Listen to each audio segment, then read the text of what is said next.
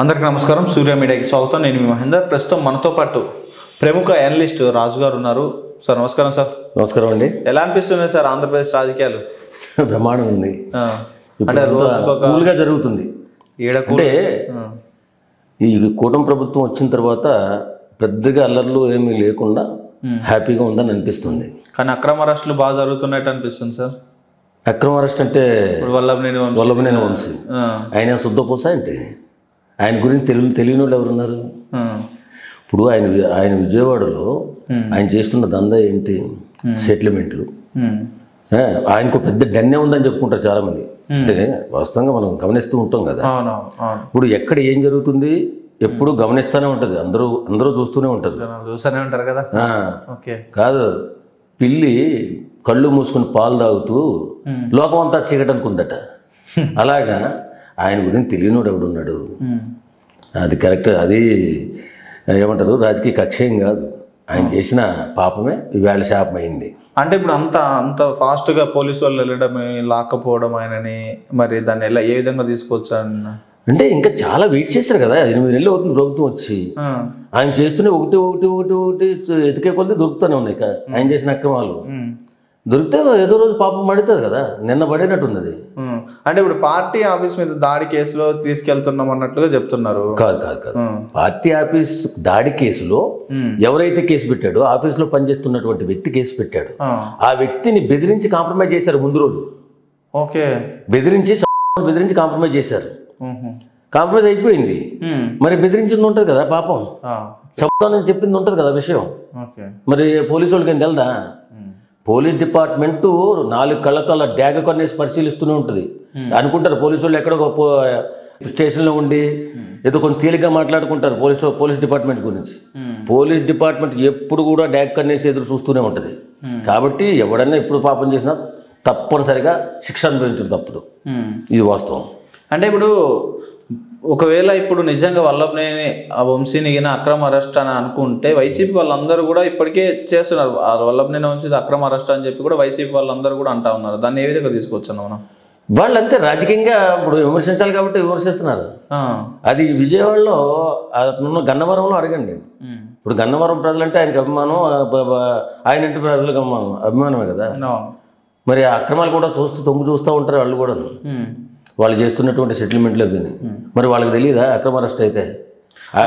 అంటే అధికారంలో ఉన్నప్పుడు చంద్రబాబు నాయుడు గారిని వ్యక్తిగతంగా దూషించారనే దాన్ని కక్ష పెట్టుకొని ఈరోజు జైలుకి తీసుకెళ్తున్నారు. ఆయన చేసే తప్పులను ప్రశ్నించారు కాబట్టి వల్లభనేని వంశీని ఈరోజు జైల్లో పెట్టారని కూడా వైసీపీ సోషల్ మీడియా కానీ వైసీపీ కార్యకర్తలు కానీ నాయకులు కానీ దాన్ని తీసుకెళ్తా ఉన్నారు. ప్రశ్నించాడా? ఉచ్చ నీచాలు ఉన్నాయా ఆయనకి? వల్లభనేని వంశీ అనే ఆయనకి ఎంత మాట అన్నాడో.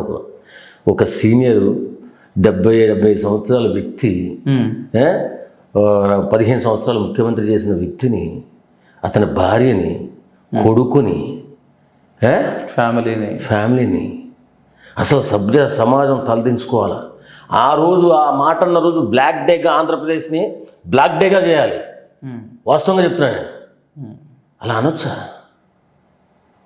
మనసు లేదా? మనిషివా కాదా? అన్నవే కదా నువ్వు తినేది. ఎంత మాట పడితే అంత మాట అంటావా? నాకంటే చంద్రబాబు నాయుడు అంటే నాకు అభిమానం లేదండి.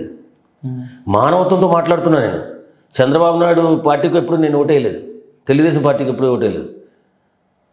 కానీ నేను అలాంటి వ్యక్తిని అలా అనకూడదు. అది పెద్ద పాపం. అది ఆ పాపమే వేళ శాపమైంది అతనికి వాస్తవంగా చెప్పాలంటే. అంటే అప్పుడు ఎలిమినేట్ మాధవ్ రెడ్డి అని చెప్తే చంద్రబాబు గారు కూడా వీళ్ళు మాట్లాడే మాటలకు బయటకు వచ్చి సీనియర్ లీడర్ కళ్ళం నీళ్ళు పెట్టుకున్నాడు కదండి. పాపం కదండి. అను రాజకీయంగా నువ్వు చాలా మంది చంద్రబాబు నాయుడిని రాక్షసుడు, దుర్మార్గుడు, వెన్నుపోటుదారుడు అంటూనే ఉన్నారు కదా. ఆ మాటలో 2 మాటలు నువ్వు కూడా అనుకోవచ్చు కదా, అనొచ్చు కదా. దేవత లాంటి తల్లిని దూషిస్తే నువ్వు ఒక్కడో కాదు, సమాజంలో ఉన్న సమాజంలో చాలా మంది గమనిస్తూ ఉంటారు. తోలు తీసేస్తారు. ఇప్పుడు కాకపోయినా రేపు రాజకీయంలో అయినా బట్టలు ఇప్పుడు నిలబెట్టేస్తారు. తప్పు కదా అది. అది చాలా క్షమించడం తప్పు.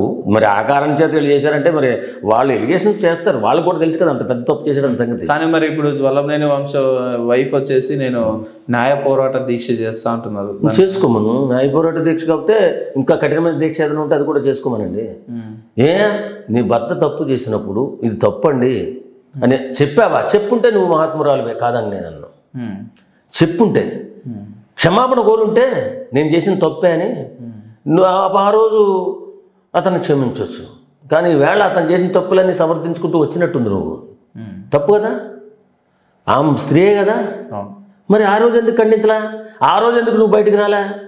రాజకీయ ఫ్యామిలీ కదా మీది, ఆ రోజు రావాలి కదమ్మా బంగారు తల్లి.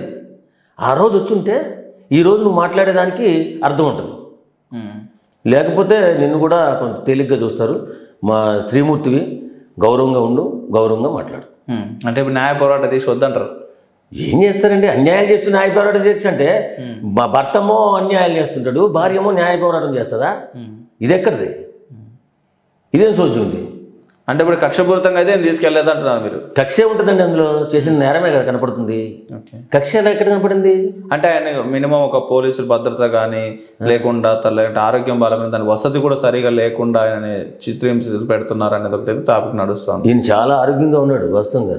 మరి చంద్రబాబు నాయుడు గారిని అరెస్ట్ చేసినప్పుడు, ఆ 75 సంవత్సరాల వయసు వ్యక్తిని అరెస్ట్ చేసినప్పుడు తెల్లవార్లు ఆ బస్సులో కూర్చోబెట్టి తిప్పుతూ రాష్ట్రం అంతా మొత్తం విజయవాడ మొత్తం తిప్పుతూ ఎక్కడి నుంచో తీసుకొచ్చి తీసుకొచ్చి బై రోడ్ తిప్పి మనిషి ఆరోగ్యవంతుడు కాబట్టి సరిపోయింది. ఏమాత్రం అనారోగ్యవంతుడే చచ్చిపోను అప్పుడే. చంద్రబాబు ప్లాన్ చేశారు నాకు తెలిసి. అంత కుట్రకు పూనింటారని, అంత కుట్ర పూనారు కాబట్టే పవన్ కళ్యాణ్ లాంటి వ్యక్తి జాలిపడి అయ్యో పాపం ఏంటి మహానుభావులు లాంటి వ్యక్తిని, సీనియర్ నాయకుడు, అతను చూసి చాలా మంది నేర్చుకోవాలి కదండి. రేపు పొద్దున్న రాజకీయ నాయకులు తయారవ్వాలంటే అలాంటి వ్యక్తిని చూసి ఎలా ఒడిదుడుకులు ఎదుర్కొని పార్టీని నిలబెట్టుకుంటూ వచ్చాడు. 3 సార్లు ముఖ్యమంత్రి చేశాడు. హైదరాబాద్ని అద్భుత నగరంగా తీర్చిదిద్దింది చంద్రబాబు నాయుడు. అది ఎవరు అవునన్నా కాదన్నా అది మాటల్లో చెప్పలేంది. కానీ ఈరోజు హైదరాబాద్ గజం స్థలం కొనడానికి కూడా ఇబ్బంది పడుతున్నందుకు అంత బంగారం చేసాడు హైదరాబాద్. అలాంటి మహానుభావుడు అమరావతిని తయారు చేద్దామని అనుకుంటే తయారయ్యే లోపలనే ఏం చేశారు?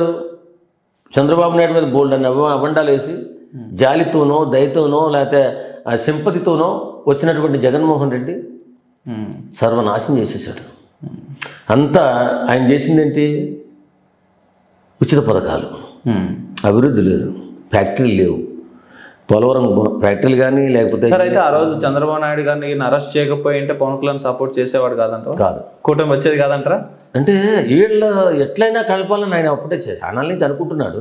కానీ ఆ రోజుతో ఇంత దుర్మార్గంగా చంద్రబాబు నాయుడు అరెస్ట్ చేసినప్పుడు మనం సపోర్ట్ చేసి అతను బయటికి తీసుకొచ్చి ఆయన ముఖ్యమంత్రిని చేయాలని తమలంపుతో పవన్ కళ్యాణ్ గారు ఆయన ఫస్ట్ బాధపడ్డాడు. ఏంటి ఆయన అంత అన్యాయంగా కనీసం లోపలమో బెడ్ కూడా ఇవ్వకుండా, వేడి నీళ్ళు కూడా పెట్టకుండా ఆ వయసులో ఉన్న వ్యక్తిని బాధ పెడుతుంటే బాధ అయితే అందులో రోడ్లో తీసుకెళ్ళి అట్లా వేడి నీళ్ళు లేవండి, దోమలు కడుతుంటే కనీసం అది కూడా ఇవ్వలేదంట కాయలు కూడా. అంటే రాక్షసానందం అన్నమాట.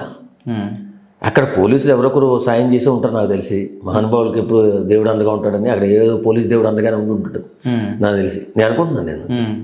కాబట్టి వల్లభనేని వంశీని అరెస్ట్ చేయడం తప్పు లేదండి. అది కక్షపూరితం ఏం కాదు. రేపొద్దున మనమైనా నువ్వైనా నేనైనా తప్పు చేస్తే తప్పించుకోలేము. చూస్తారంటారా? ఇంటెలిజెంట్ ఉంటుందండి. మన చుట్టూరునే పోలీస్ డిపార్ట్మెంట్ ఉంటుంది, అది గుర్తుపెట్టుకోండి. ఇప్పుడు కెమెరా కన్ను, ఇప్పుడు సీసీటీవీ కెమెరాలు ఎలా ఉన్నాయో ఆ డ్యాగ్ కన్నుతో పోలీస్ డిపార్ట్మెంట్ ఎతుకుతూనే ఉంటుంది నేరస్తుల్ని. దొరికిపోతారు ఏదో రోజు.